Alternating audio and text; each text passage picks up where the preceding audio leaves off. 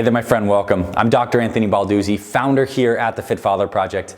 In today's special video, we're going to cover the 6 principles of muscle building and how you can apply these principles into your workout routine, your eating routine, to build muscle quickly and safely, and really see progress sustainably week after week. And before we get into this video, I want to tell you a little bit about why you should even listen to me, because there's so much content online about muscle building and the best ways to do it. Well, first off, I'm a former national champion bodybuilder.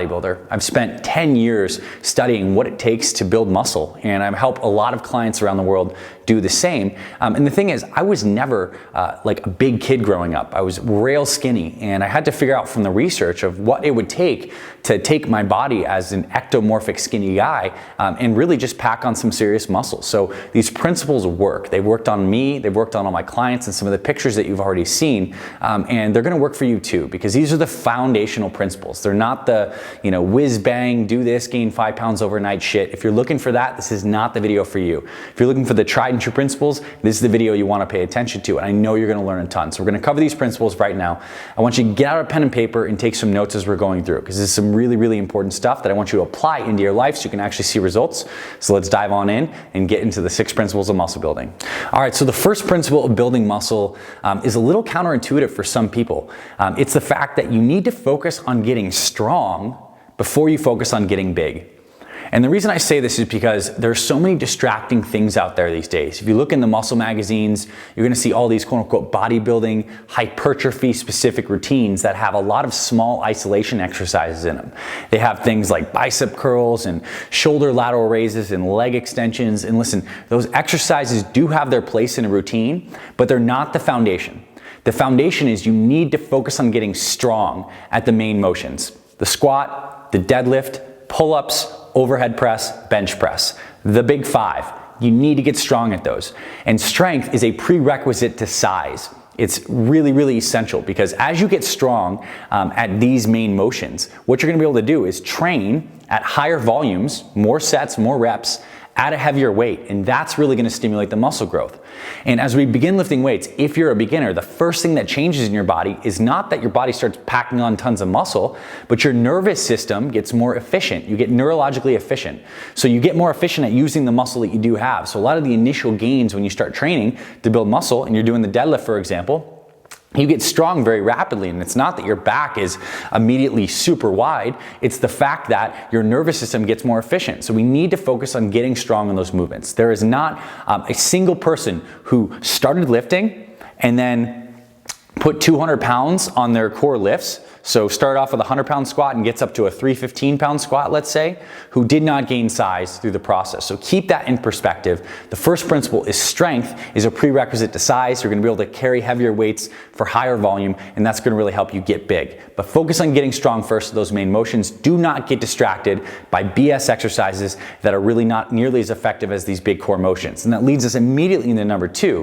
When it comes to building muscle, we need to prioritize compound movements, multi-joint movements, movements that are heavy, that enable you to use a high load that involve multiple major muscle groups. So things like the squat, things like the deadlift, like the pull-ups, like the rows. These are far superior exercises for building muscle than a single arm isolation exercise, like a single arm reverse preacher curl, or any other crap you see people doing in the gym these days. A single arm lean away lateral raise for your shoulders. Screw that stuff. You need to get strong in doing a barbell military press or an overhead push press. Focus on the compound motions and getting stronger, because what the research actually shows is not only do compound motions, involve more joints, so you can more muscle groups, you can work more muscles simultaneously to prioritize recovery, which we're going to talk about in a second, but they activate more fibers. The heavier you can lift, the deeper the motor unit recruitment of your muscle patterns is. So when you can overhead press, there's a big difference in your shoulder recruitment from doing shoulder flies with 15-pound dumbbells versus throwing 135 pounds on the bar and doing overhead presses. It's gonna work your shoulder a lot more. It's gonna hit those deep lying fibers. So we need to prioritize compound movements, which is absolutely essential. The next principle for muscle building is we need to prioritize recovery. Muscles grow outside the gym. You're probably aware of this, but I really need to have it sink in right now for you. Exercise, lifting weights, is the stimulus that your body uses to initiate protein synthesis and building new muscle. But that actual growth happens outside the gym. When you've trained, you create that stimulus, now we need to recover. And our two main factors when it comes to recovery are 1, sleep, and 2, nutrition. So these are pit stops. We're going to talk about these a little bit right now. When it comes to sleep right now, if you are not getting at least 7.5 quality hours of sleep, you're compromising your muscle gains. Look, is it possible to build muscle on less sleep? Yes, it is, but it's 100% suboptimal. The more you can sleep, the better you're gonna do. In fact, I remember this old school book I got when I first started bodybuilding, like almost 2 decades ago now, the Encyclopedia of Bodybuilding. There was a quote that stuck out to me, and it was, if you don't have to walk, stand. If you don't have to stand, lie down. If you don't have to lie down, sleep. And so the concept was, you're gonna invest all of your precious energy into training your butt off. During that hour that you're training, you're kicking ass, and all the rest of the time, you're recovered, you're relaxed, you're allowing that parasympathetic rest and digest nervous system to take over, and you're feeding your body with good sleep and good nutrition. So get the sleep. You're missing the sleep, and you're missing out on muscle.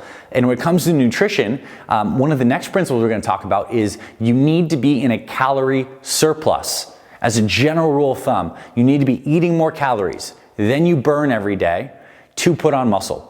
And you can see this happen all the time with young high school boys who are training for sports, and they're just not eating enough, and they're going to like 2-a-day practices, and they just never seem to make any progress in the gym. They're still rail thin after training for a year or 2 years. Why does this happen? Well, our body needs to be in an anabolic state to build muscle. We need the extra calories. So we gotta make sure we're eating enough. And the way to do that is to actually figure out what are the number of calories that you burn every day, which is your total daily energy expenditure, your TDEE.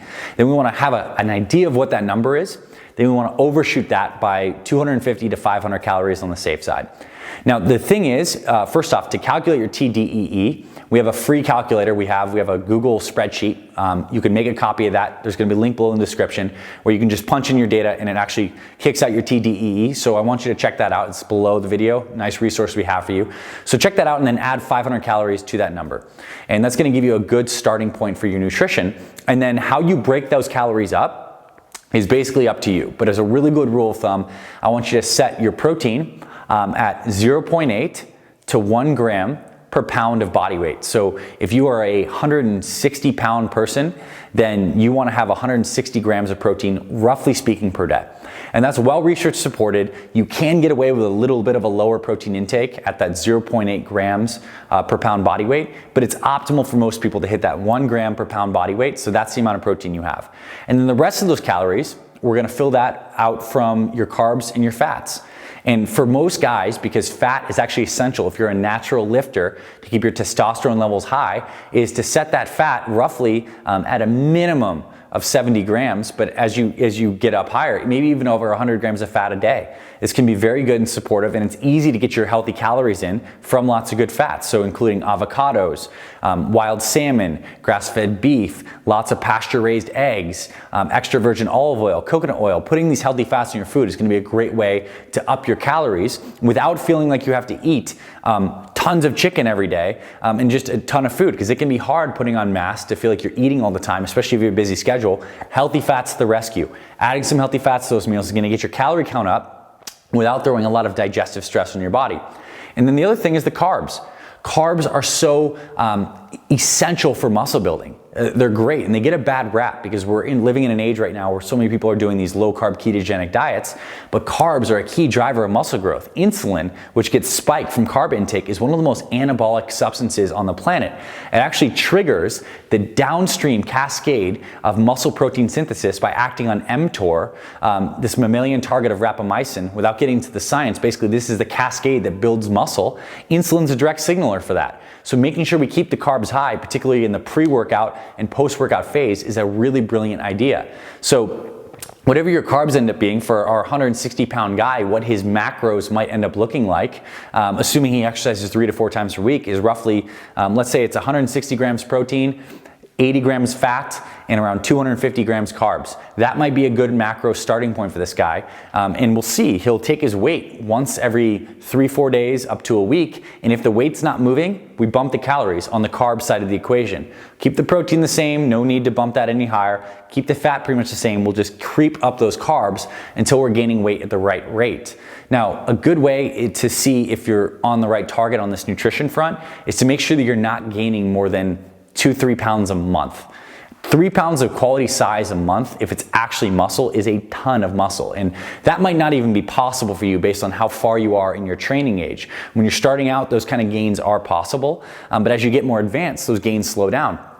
We have a totally separate video that's very popular here on YouTube called How Long Does It Take to Build Muscle, where we get into the science of the different rates that you can expect based on your training age. But point being, if you're finding that you're gaining more than 5 pounds a month, chances are that you're putting on fat, which may not be the best scenario for you, especially if you're putting on a lot of fat and then you have to go diet it off after the fact so the muscle actually shows. You can end up losing a lot of muscle in the cut. So what I recommend is that you do a steady, gradual approach. You creep up those calories, you stay patient, you gain around that 2 to 4 pounds per month, and you focus on getting stronger. Because if your body weight is staying roughly the same and it's increasing a little bit and you're getting stronger, there's a great chance that you're actually putting on muscle. So the next principle I have for you here has to do with volume and intensity. So when it comes to muscle building, we're focused on getting stronger, we're picking those compound movements, we're prioritizing our rest and our recovery, and we're setting our macros up properly. But the next thing is to keep our bodies adapting, to make sure that we continuously get this muscle protein growth, is we need to increase our volume and intensity throughout a training cycle. So for example, in a good periodized training cycle, periodization is the process of changing the amount of volume, sets, and reps during a training cycle. What I like to say to people is, look, if you're just getting started, set yourself up with a dedicated 8 to 12 week training cycle where you know that you have 12 weeks where you're focusing on a specific thing, and you have a training program for 12 weeks. And as the weeks go on, you're going to be increasing the number of sets and the volume to keep your body, adapting and stimulating. So let's just say on your first workout and you're doing 6 sets of chest, maybe when it comes to week 8 or 9 of the program later on, you might increase the number of sets to increase the volume. You might do 6 to 8 sets of chest in the beginning. Maybe you're up to 10 to 12 sets of chest throughout the week. So the point being is that we want to gradually increase the volume and increase the intensity as your training cycle goes on. That's going to enable you to continuously make gains. Doing the same kinds of exercises week after week is typically will stagnate your progress. And that's why I recommend somewhere around the 4 to 6 week mark is a good idea to change up your exercises. Doesn't have to be dramatic, but let's say you've been doing your primary pressing motion as the flat barbell press. Then maybe at the 6 to 8 week mark, you make that primary pressing motion an incline dumbbell press. Just change the angle a little bit. Same concept, same muscle groups work, but just changing the angle a little bit will be very beneficial. And a couple other key points here is progressive resistance, meaning getting stronger and lifting heavier weights, is a foundational principle of muscle growth. And quite frankly, it shouldn't have taken me this long in this video to say that. If you are not lifting heavier weights consistently and tracking your weights and hitting rep targets and continuously moving the weight higher on those exercises, you're not gonna make gains. You've seen the guys at the gym, if you go to a gym that are lifting the same dumbbells every single time on the same exercise, they make no progress. Even adding 2.5 pounds or 5 pounds to the side of the bar is gonna coax your body to continuously adapt. It's absolutely essential. And to give you some story, like when I started out, skinny kid, and I love deadlifts though. It was a total body exercise. I would add 2.5 to 5 pounds on the bar every single week. And then well into my competitive bodybuilding, when I was at my strongest, I was doing high 500 pound, almost up to 600 pound deadlifts because I added 2.5 pounds on the bar pretty much every week for almost a decade, right? So the little gains, incremental gains, do not discount them. It's the Kaizen principle. Small incremental adjustments lead to big gains over time. So definitely make sure the progressive resistance is huge and increasing the volume and the intensity as the training cycle goes on. The final principle I want to leave you with today is to do regular deload weeks. And that is a time when you have your training cycle, you train for 8 to 12 weeks hard, you take a week of deload. And deload is either a week you take completely off and you just do restorative stuff like yoga and stretching, or a week that you take your normal training weights and you cut them in half. And it's basically a really easy week to give your nervous system and your muscles a chance to relax.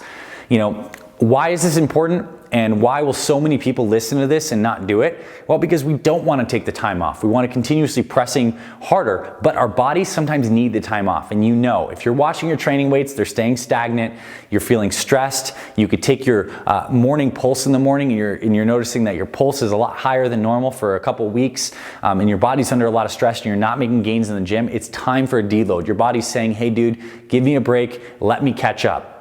If you don't do that, what's gonna happen is you're gonna stall on your weights and you're gonna stall on your plateau.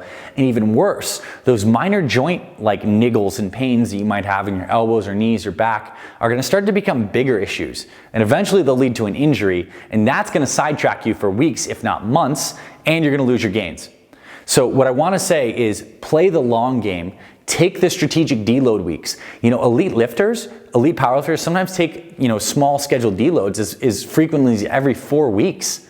So they build these things into the training plan to make sure that those injuries don't pile up, the nervous system can adapt and recover, and getting injured is one of the worst things you can do for your progress. So make sure that you're really taking these deload weeks, doing your foam rolling and the stretching before you exercise, and keeping your body nice and loose and limber. When you do have pains, back off. Back off. Do not push through that little elbow pain that you have on the tricep press down, because it's only going to get worse. It's not going to go away if you don't treat it, address it, and let the body catch up. So that's the long game of this lifting thing. You need to make sure that your body is primed to do this over the long term. So having those training cycles, those deload weeks is a really good tip. So those are some big picture principles of muscle building. I hope you found that valuable, and I'd love to continue to help you, and we can deepen this discussion. We have other great videos here on our Fit Father Project YouTube channel on muscle building, where we deep dive into some more stuff on the nutrition, training, and exercises. If you'd like our form guide on the 5 best muscle building exercises, things like I told you, like the deadlift, overhead press, the bench, but how to modify those exercises to make them safer on your shoulders, your low back, and your knees, then we have a free video for that. We can send it straight to your email. It's a special thing that we reserve for people who subscribe to our Fit Father Project blog.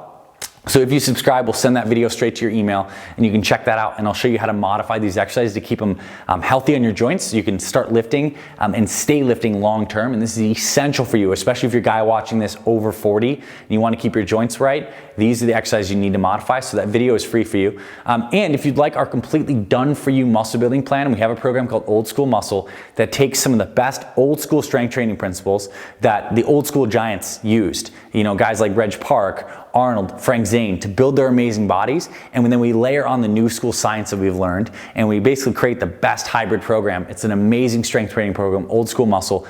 Guys are getting amazing results with it. And again, that's available for purchase. We have that below in the description, as well as all over our blog. Highly recommend you check that out if you basically like all these principles distilled down into a simple plan that you can read in the next 30 minutes and get started on this week to see great gains. It actually gives you a full 12-week training cycle. So really great program. Check that out as well. And other than that, I'm really happy you found this video. I hope you got at least a couple tips that you can implement into your life. And if you like this, give us a thumbs up on YouTube. Let us know that you found this valuable, and hit subscribe to join our Fit Father Project YouTube channel. We have hundreds of videos on the channel already right now on things like muscle building, but we also cover fat loss, how you should be eating, how to stay motivated, how to get your family on board with all these healthy changes. We have all that content on our channel.